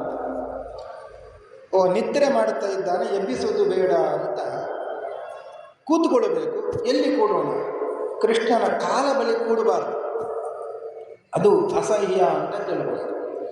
ಕೃಷ್ಣನ ತಲೆಯ ಭಾಗಕ್ಕೆ ಬಂದು ಅಲ್ಲಿ ಕೂತುಕೊಂಡಂತೆ, ಒಂದು ಸಿಂಹಾಸನವನ್ನು ತರಿಸಿ ಅಲ್ಲಿ ಕೂತುಕೊಂಡು. ನಂತರದಲ್ಲಿ ಅರ್ಜುನ ಬಂದವ ನೋಡಿದ್ದ, ಕೃಷ್ಣ ಮಲ್ಕೊಂಡಿದ್ದಾನೆ, ಎಬ್ಬಿಸಬಾರದು, ಸ್ವಲ್ಪ ಕೂತುಕೊಳ್ಳುತ್ತೇನೆ ಅಂತ ಕೃಷ್ಣನ ಪಾದದ ಬುಡದಲ್ಲಿ ಕೃಷ್ಣನ ಕಾಲನ್ನು ಒತ್ತಿಕೊಂಡು ಸೇವೆಯನ್ನು ಮಾಡುತ್ತಾ ಕೂತಾನೆ. ಕೃಷ್ಣ ಕಣ್ಣು ತೆರೆದು ನೋಡುವಾಗ ಅಲ್ಲಿ ಇದ್ದವ ಅರ್ಜುನ ಯಾವಾಗ ಬಂದೆ ಅಂತ ಅರ್ಜುನನನ್ನು ಪ್ರಶ್ನೆ ಮಾಡಲಿಕ್ಕೆ ಶುರು ಮಾಡಿದಾಗ ದುರ್ಯೋಧನನಿಗೆ ಸಿಟ್ಟು ಬಂತು. ಮೊದಲು ಬಂದವ ನಾನು, ನನ್ನನ್ನು ಮಾತನಾಡಿಸಿದ್ದೆ, ಅವನಂತರ ಮಾತನಾಡಿಸ್ತಾ ಇದ್ದೆಯಲ್ಲ. ಕೃಷ್ಣ ಹೇಳಿದ, ನೀನು ಮೊದಲು ಬಂದಿರಬಹುದು, ಮೊದಲು ಕಣ್ಣಿಗೆ ಬಿದ್ದವ ಯಾರು? ಅದು ಅರ್ಜುನ, ಆದ್ದರಿಂದ ಅವನನ್ನು ಮಾತನಾಡಿಸಿದ್ದಾನೆ. ಯಾಕೆ ಬಂದಿದ್ದೀರಿ ಹೇಳಿ? ಇಲ್ಲ, ನಮಗೆ ಸಹಾಯವನ್ನು ಮಾಡಬೇಕು ನೀನು, ಅದಕ್ಕೆ ಬಂದಿದ್ದೇವೆ. ಕೃಷ್ಣ ಹೇಳಿದ, 2 ಪಕ್ಷ ಇದೆ ಇಲ್ಲಿ, ದುರ್ಯೋಧನ ಪಕ್ಷ, ಅರ್ಜುನ ಪಕ್ಷ. ಒಂದು ಕಡೆ ನಾನು ನಿಲ್ಲುತ್ತೇನೆ, ಇನ್ನೊಂದು ಕಡೆ ನನ್ನ ಸೈನ್ಯ 10 ಲಕ್ಷ ನಾರಾಯಣೀ ಸೈನ್ಯ ಇದೆ, ಅದನ್ನು ಕಲಿಸ್ತೇನೆ. ನಿಮಗೆ ಯಾವುದು ಆಗಬಹುದು ಹೇಳಬಹುದು, ಆದರೆ ಮೊದಲು ಯಾರು ಹೇಳಬೇಕು? ನಾನು ಮೊದಲು ಯಾರನ್ನು ನೋಡಿದ್ದೇನೋ ಅವರು ಹೇಳಬೇಕು. ಅರ್ಜುನ ಹೇಳಬೇಕು, ಅರ್ಜುನ ಮೊದಲು ಕೇಳಬೇಕು. ಇನ್ನೊಂದು ಇದೆ, ಸಣ್ಣವರು ಯಾರು ಅವರು ಕೇಳಬೇಕು ಮೊದಲು. ತಂದೆ ಆಸ್ತಿಯನ್ನು ವಿಭಾಗ ಮಾಡುವಾಗ ಹಿಂದೆ ಇತ್ತು ಅದು, ಕಿರಿಯರು ಏನು ಮೊದಲು ಕೇಳುತ್ತಾರೆ ಅವರಿಗೆ ಅದನ್ನು ಕೊಡುವುದು, ಉಳಿದದ್ದನ್ನು ದೊಡ್ಡವರಿಗೆ, ದೊಡ್ಡ ಮಕ್ಕಳಿಗೆ ಕೊಡುವುದು ಅಂತ ಒಂದು ನಿಯಮ. ಆದ್ದರಿಂದ ಮೊದಲು ಕೇಳಬೇಕಾದವ ಕಿರಿಯನಾದಂತಹ ಅರ್ಜುನ, ಅವ ಕೇಳಲಿ. ದುರ್ಯೋಧನನಿಗೆ ಹೆದರಿಕೆ ಪ್ರಾರಂಭ ಆಯಿತು. ನನಗೆ ಬೇಕಾದದ್ದು ನಾರಾಯಣಿ ಸೈನ್ಯ 10 ಲಕ್ಷ ಮಂದಿ ಇದ್ದಾರಲ್ಲ, ಅವರು ಬೇಕಾಗಿದೆ ನನಗೆ. ಆದರೆ ಈ ಅರ್ಜುನನೇ ಮೊದಲು ಕೇಳಬೇಕಾದ ಪ್ರಸಂಗ ಬಂತು. ಆ ಸೈನ್ಯವನ್ನು ಕೇಳಿಬಿಟ್ರೆ ಏನು ಅಂತ ತವಕದಲ್ಲಿ ಇದ್ದಾನೆ. ಅರ್ಜುನ ಮಾತ್ರ, ಕೃಷ್ಣ ನೀನು ಒಬ್ಬ ಇದ್ದರೆ ಸಾಕು, ಎಲ್ಲರೂ ಇದ್ದಾರೆ ಅಂತ ದೇವರನ್ನು ಬೇಡಿಕೊಂಡ. ದುರ್ಯೋಧನನಿಗೆ ಮನಸ್ಸಿನಲ್ಲಿ ಯೋಚನೆ ಮಾಡುತ್ತಾ ಇದ್ದ, ಬಹಳ ಸಂತೋಷ ಆಯಿತು. ಕೃಷ್ಣ ನಿನ್ನ ಸೈನ್ಯವನ್ನು ಕಳಿಸಿಕೊಡು, ನನಗೆ ದೇವರು ಬೇಡ, ಸೈನ್ಯ ಇದ್ದರೆ ಸಾಕು ಅಂತ ದುರ್ಯೋಧನ ಆ ಸೈನ್ಯವನ್ನು ಕರ್ಕೊಂಡು ಹೋದ. ಅರ್ಜುನನಿಗೆ ಕೃಷ್ಣನೇ ಸಿಕ್ಕಿದ. ಮುಂದಿನ ಕಥೆ ನಮಗೆ ಗೊತ್ತಿದೆ. ಎಲ್ಲಿ ದೇವರು ಇದ್ದಾನೆ ಅಲ್ಲಿ ನಮಗೆ ಜಯ ಪ್ರಾಪ್ತಿ ಆಯಿತು. ಈ ಪ್ರಸಂಗವೂ ಹಾಗೆ. ಕೇಶಿನಿ ಒಬ್ಬ ಮಗನನ್ನು ಪಡ್ಕೊಂಡು ಈ ಸುಮತಿ 60,000 ಮಕ್ಕಳನ್ನು ಪಡ್ಕೊಂಡು. ಸರಿ, ಆ ಎಲ್ಲ ಮಕ್ಕಳು ಒಳ್ಳೆಯವರ ಕೇಳಿದ್ದೀರ? ಇಲ್ಲ ಅಂತ. ಒಬ್ಬನೇ ಒಬ್ಬ ಮಗ ಅಸಮಂಜಸ ಅಂತ, ಅವನ ಹೆಸರೇ ಹಾಗೆ, ಸಮಂಜಸ ಅಲ್ಲ ಅಸಮಂಜಸ ಅಂತ. ದುರ್ಜನ ಆಗಿಬಿಟ್ಟಿದ್ದ, ದುಷ್ಟ ಪುತ್ರನಾಗಿದ್ದ. ಅವನ ಒಟ್ಟಿಗೆ ಈ 60,000 ಮಂದಿ ಮಕ್ಕಳು ಸೇರಿ ಅವರು ಕೂಡ ದುಷ್ಟರಾಗಿ ಬಿಟ್ಟಿದ್ದರು. ಬಹಳ ಬೇಸರದ ಸಂಗತಿಯಾಗಿತ್ತು. ಸಗರ ಮಹಾರಾಜನಿಗೆ ಬಹಳಷ್ಟು ಉಪದೇಶವನ್ನೆಲ್ಲ ಮಾಡಿದ್ರು, ಅವರು ಕೇಳುತ್ತಾ ಇದ್ದರು. ಸ್ವರ್ಗಕ್ಕೆ ಹೋದರು ಅಂತೆ. ಅಮರಾವತಿಗೆ ಹೋಗಿ ಅಲ್ಲಿರುವ ಅಂಗನೆಯರನ್ನೆಲ್ಲ ಕರ್ಕೊಂಡು ಬಂದು ತಮ್ಮಲ್ಲಿ ಇಟ್ಟುಕೊಂಡ್ರು ಅಂತೆ. ರಂಬೆ, ಊರ್ವಶಿ, ಮೇನಕೆಯರನ್ನೆಲ್ಲ. ಅವರ ಉಪದ್ರವ ಭೂಲೋಕದಲ್ಲಿಯೂ ಕೂಡ ತಡ್ಕೊಳ್ಳಿಕ್ಕೆ ಯಾರಿಗೂ ಸಾಧ್ಯ ಆಗಲಿಲ್ಲ, ದೇವತೆಗಳಿಗೂ ಸಾಧ್ಯ ಆಗಲಿಲ್ಲ. ಆಗ ದೇವತೆಗಳು ಒಂದು ಉಪಾಯವನ್ನು ಮಾಡಿದ್ದರು. ಕಪಿಲ ಮುನಿಯ ಬಳಿಗೆ ಹೋದರು, ಪಾತಾಳಕ್ಕೆ. ಅಲ್ಲಿಗೆ ಹೋಗಿ ಬೇಡಿಕೊಂಡ್ರು, ಈ ಸಗರನ ಮಕ್ಕಳಿಂದ ಬಹಳ ತೊಂದರೆ ಆಗ್ತಾ ಇದೆ, ಏನಾದರೂ ಮಾಡಿ ಅನುಗ್ರಹ ಮಾಡಬೇಕು ನಮಗೆ ಅಂತ. ಆಗ ಅವರು ಹೇಳಿದರು, ಈ ದುಷ್ಟರು ಪಾಪಕರ್ಮವನ್ನು ಹೆಚ್ಚು ಹೆಚ್ಚು ಮಾಡಲಿಕ್ಕೆ ಶುರು ಮಾಡುವುದು ಯಾವಾಗ? ವಿನಾಶ ಕಾಲೇ. ಅವರಿಗೆ ವಿನಾಶ ಹತ್ತಿರ ಬಂದಿದೆ, ಆಗ ಅವರು ಶುರು ಮಾಡ್ತಾರೆ. ಆದ್ದರಿಂದ ನೀವೇನು ಭಯಪಡುವುದು ಬೇಕಾಗಿಲ್ಲ. ನಿಮ್ಮ ಕಷ್ಟ ಅದು ಪರಿಹಾರ ನಾನು ಮಾಡಿಕೊಡ್ತೇನೆ ಅಂತ ಕಪಿಲ ಮುನಿ ಭಗವಂತ ಹೇಳಿದ. ಸ್ವಲ್ಪ ಸಮಯದಲ್ಲಿ ಸಗರ ಒಂದು ಯಾಗವನ್ನು ಮಾಡ್ತಾರೆ, ಅಶ್ವಮೇಧ ಯಾಗ ಅಂತ. ಕುದುರೆಯನ್ನು ಕಟ್ಟಿ ಮಾಡುವಂಥ ಯಾಗ. ಆ ಕುದುರೆಯನ್ನು ಇಂದ್ರ ಬಂದು ಅಪಹರಣ ಮಾಡಿಬಿಟ್ಟ. ಅವನಿಗೆ ಹೆದರಿಕೆ, ಈ ಅಶ್ವಮೇಧ ಯಾಗ 100 ಆಗಿಬಿಟ್ರೆ ಅವನ ಸ್ಥಾನ ಹೋಗಿಬಿಡುತ್ತದೆ ಅಂತ, ಇಂದ್ರನ ಪದವಿ ಹೋಗಿಬಿಡುತ್ತದೆ. ಆ ಕಾರಣದಿಂದ ಯಾರಿಗೂ ಯಾಗ ಮಾಡಲಿಕ್ಕೆ ಅವ ಬಿಡ್ತಾ ಇದ್ದಿಲ್ಲ. ಯಜ್ಞಾಶ್ವವನ್ನು ಅಪಹರಿಸಿಕೊಂಡು ಪಾತಾಳಕ್ಕೆ ಬಂದು ಅಲ್ಲಿ ಕಪಿಲ ಮುನಿಯ ಹಿಂಭಾಗದಲ್ಲಿ ಇಟ್ಟು ಬಿಟ್ಟಾನೆ. ಯಾಗ ನಡಿಬೇಕು ಅಂತ ಆದರೆ ಅಶ್ವ ಬೇಕು, ಯಾಗ ನಿಂತು ಹೋಯಿತು. ಮಕ್ಕಳೆಲ್ಲ ಹೇಳಿದ್ರು, ಇಷ್ಟರಲ್ಲಿ ಅಸಮಂಜಸ ಸತ್ತು ಹೋಗಿದ್ದು. ಅವನಿಗೆ ಒಬ್ಬ ಮಗನೂ ಹುಟ್ಟಿದ್ದ, ಅಂಶುಮಂತ ಅಂತ ಅವನ ಹೆಸರು. ಸರಿ, ಈ 60,000 ಮಂದಿ ಮಕ್ಕಳು ಹೇಳಿದರು, ಅಪ್ಪ ನೀವು ಚಿಂತೆ ಮಾಡಬೇಡಿ, ಎಲ್ಲಿ ಇದ್ದರೂ ಯಜ್ಞಾಶ್ವವನ್ನು ಅನ್ವೇಷಣೆ ಮಾಡಿ ನಾವು ತರುತ್ತೇವೆ. ಸ್ವರ್ಗದಲ್ಲಿ ಹುಡುಕಿದ್ರು, ಭೂಲೋಕದಲ್ಲಿ ಹುಡುಕಿದ್ರು, ಅನ್ವೇಷಣೆ ಮಾಡಿದ್ರು, ಇದು ಎಲ್ಲಿಯೂ ಇಲ್ಲ. ಭೂಮಿಯನ್ನೇ ಅಗೆಯಲಿಕ್ಕೆ ಶುರು ಮಾಡಿದ್ರು. 1000 ಮಂದಿ ಹುಡುಕುವುದು, ಅನ್ವೇಷಣೆ ಮಾಡುವುದು ಅಂದರೆ ಅದು ಸಿಗಲೇಬೇಕಲ್ವೇ. ಕಾರ್ತವೀರ್ಯಾರ್ಜುನ ಅಂತ ಒಬ್ಬ ಇದ್ದ, ಅವನಿಗೆ 1000 ಬಾಹುಗಳು ಅಂತ. ಕಾರ್ತವೀರ್ಯಾರ್ಜುನೋ ನಾಮ ರಾಜ ಬಾಹು ಸಹಸ್ರವಾನ್ ತಸ್ಯ ಸ್ಮರಣ ಮಾತ್ರೇನ ಗತಂ ನಷ್ಟಂ ಚ ಲಭ್ಯತೆ. ಆ ಕಾರ್ತವೀರ್ಯಾರ್ಜುನನ ಸ್ಮರಣೆ ಮಾಡಿದರೆ ಸಾಕು ಅಂತ. ಏನು ಕಳೆದು ಹೋದ ಪದಾರ್ಥ ಅವ ಹುಡುಕಿ ತಂದು ಕೊಡುತ್ತೆ. ಯಾಕೆ ಅಂದರೆ 1000 ಬಾಹುಗಳು ಇವೆ. 1000 ಬಾಹುಗಳು ಇದ್ದರೆ ಎಲ್ಲಿಯಾದರೂ ಒಂದು ಕೈ ಹಾಕಿದಾಗ ಸಿಕ್ಕೇ ಸಿಗಬೇಕು ಅಂತ. ಹಾಗಾದರೆ 60,000 ಮಂದಿ ಮಕ್ಕಳು ಇವರು ಎಲ್ಲಿ ಹೋಗಿ ಹುಡುಕಿದ್ರು ಸಿಗಲೇಬೇಕಲ್ವೇ. ಆದರೆ ದುರದೃಷ್ಟ ಸಿಗಲಿಲ್ಲ. ಭೂಮಿಯನ್ನೇ ಅಗೀತಾ ಅಗೀತಾ ಹೋದರು. ಅದು ಗರ್ತ ಹುಂಡಾದ ಜಾಗ ಸಮುದ್ರಕ್ಕೆ ಸೇರುತ್ತಾ ಸೇರುತ್ತಾ ಬಂತು. ಆ ಸಮುದ್ರ ಇನ್ನೂ ವಿಸ್ತಾರ ಆಯಿತು ಅಂತ. ಅವರೆಲ್ಲ ಪಾತಾಳಕ್ಕೆ ಹೋದರು. ಈ ಸಮುದ್ರಕ್ಕೆ ಒಂದು ಹೆಸರು ಬಂತು, ಸಾಗರ ಅಂತ ಹೆಸರು ಬಂತು. ಯಾಕೆ? ಸಗರನ ಮಕ್ಕಳು ಸಾಗರರು ಇದನ್ನು ವಿಸ್ತಾರ ಮಾಡಿದ್ದರು ಸಮುದ್ರವನ್ನು. ಆದ್ದರಿಂದ ಇದಕ್ಕೆ ಹೆಸರು ಸಾಗರ ಅಂತ ಬಂತು. ಪಾತಾಳಕ್ಕೆ ಹೋದರು. ಪಾತಾಳಕ್ಕೆ ಹೋಗಿ ಇವರನ್ನು ನೋಡಿ ಕಪಿಲ ಮುನಿಗಳು ಕಣ್ಣು ಮುಚ್ಚಿ ಕೂತಿದ್ದಾರೆ. ಅವರ ಕಣ್ಣಿಗೆ ಬಿದ್ದಿದ್ದು ಕಪಿಲ ಮುನಿಯಲ್ಲ, ಕಪಿಲ ಮುನಿಯ ಬಳಿಯಲ್ಲಿದ್ದ ಈ ಯಜ್ಞಾಶ್ವ ಕಣ್ಣಿಗೆ ಬಿತ್ತು. ಬಹಳ ಸಂತೋಷ ಆಯಿತು ಅಂತ. ಎಲ್ಲರೂ ಧ್ವನಿಯನ್ನು ಏರಿಸಿದರು, ಹೊಡೆಯಿರಿ ಬಡಿಯಿರಿ ಅಂತ. ಕಪಿಲ ಮುನಿಯೇ ಅಪಹರಣ ಮಾಡಿದ್ದು ಅಂತ ತಿಳ್ಕೊಂಡ್ರು. ಈಗ ಮಾತ್ರ ಕಣ್ಣು ಮುಚ್ಚಿ ಧ್ಯಾನ ಮಾಡ್ತಾ ಇದ್ದಾನೆ. ಬಕ ಪಕ್ಷಿ ಅಂತ. ಬಕ ಕಣ್ಣು ಮುಚ್ಚಿ ಕೂತಿರ್ತದೆ ಅಂತೆ ನದಿಯ ಬದಿಯಲ್ಲಿ. ಎಲ್ಲಿ ಮೀನು ಬರ್ತದೆ ಆಗ ಕಣ್ಣು ತೆರೆದು ಬೇಗ ಪಕ್ಕನೆ ಹಿಡಿದು ಬಿಡುತ್ತದೆ. ಹಾಗೆ ಇದು ಬಕಧ್ಯಾನ ಅಂತ ಎಲ್ಲ ಅವಮಾನ ಮಾಡಿದ್ದರು. ಕಾಲಿನಿಂದ ಒದ್ದರು. ಬೇಡವಾದ ಕ್ರಿಯೆಯನ್ನೆಲ್ಲ 60,000 ಮಂದಿ ಮಕ್ಕಳು ಮಾಡಿದ್ದರು. ಒಮ್ಮೆಲೆ ಕಣ್ಣು ಬಿಟ್ಟರು ಅಂತ ಕಪಿಲ ಮುನಿ. ಕಣ್ಣು ಬಿಟ್ಟರು, ಹೇಳಿದರು, ನಿಮಗೆಲ್ಲ ಐಶ್ವರ್ಯದ ಮದ ಮಾತ್ರವಲ್ಲ, ಹಸಿವೆ ಇದೆಲ್ಲ ಪ್ರಾರಂಭ ಆಗಿರಬೇಕು.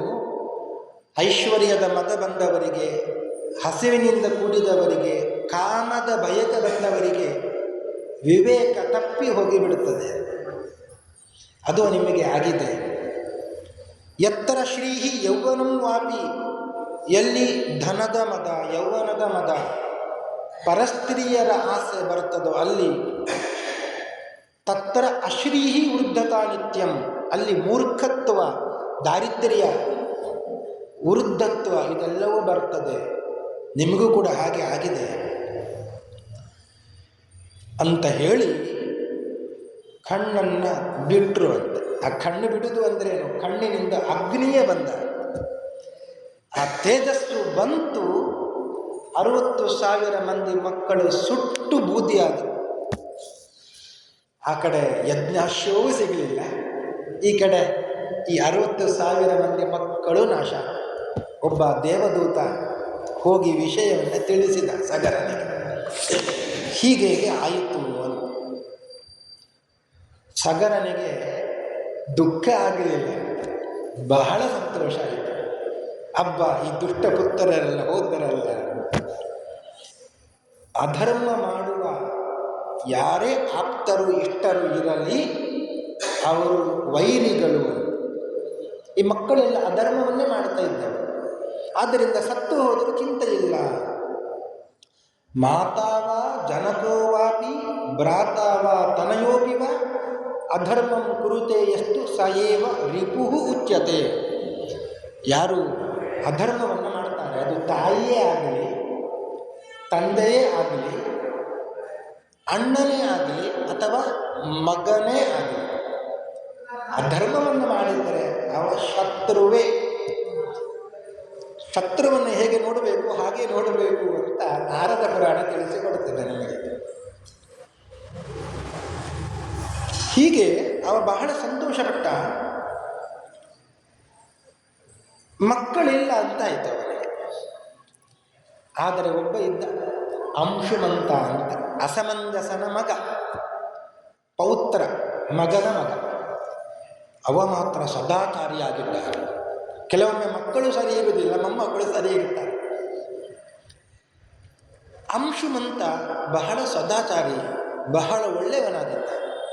ಅವ ತಂದೆಯ ಬಳಿ ಹೋಗಿ ಹೇಳಿದ, ಪೂಜ್ಯರೇ, ನಾನು ಹೋಗಿ ಕರ್ಕೊಂಡು ಬರ್ತೇನೆ ಅಂತ ಹೇಳಿದ್ದೆ.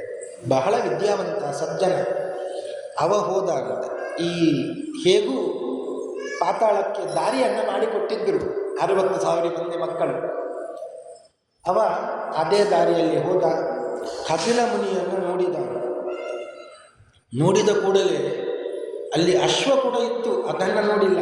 ಕಪಿಲ ಮುನಿಯನ್ನು ನೋಡಿ ಭಕ್ತಿಯಿಂದ ಸ್ತೋತ್ರ ಮಾಡಿ ನಮಸ್ಕಾರ ಮಾಡಿದ್ದಾರೆ. ನಮೋ ಬ್ರಹ್ಮನ್ ಮುನೇ ತುಭ್ಯಂ ನಮಸ್ತೆ ಬ್ರಹ್ಮಮೂರ್ತಯೇ ನಮೋ ಬ್ರಹ್ಮಣ್ಯಶೀಲಾಯ ಬ್ರಹ್ಮಧ್ಯಾನಪರಾಯ ಚ.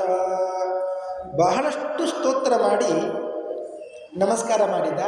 ಈ ಸ್ತೋತ್ರಕ್ಕೆ, ಈ ಪ್ರೀತಿಗೆ, ಈ ಭಕ್ತಿಗೆ ಕಪಿಲ ಮುನಿ ಭಗವಂತ ಮೆಚ್ಚಿದ. ಏನು ವರ ಬೇಕು ಕೇಳು ಅಂತ ಹೇಳಿಬಿಟ್ಟ ಕಪಿಲ ಮುನಿ.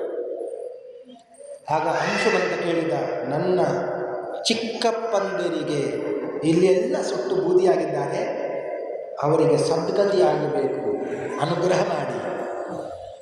ಹಾಗಾದರೆ ಒಂದು ಕೆಲಸ ಮಾಡು, ನೀನು ದೇವಲೋಕದ ಗಂಗೆಯನ್ನು ಹರಿಸು.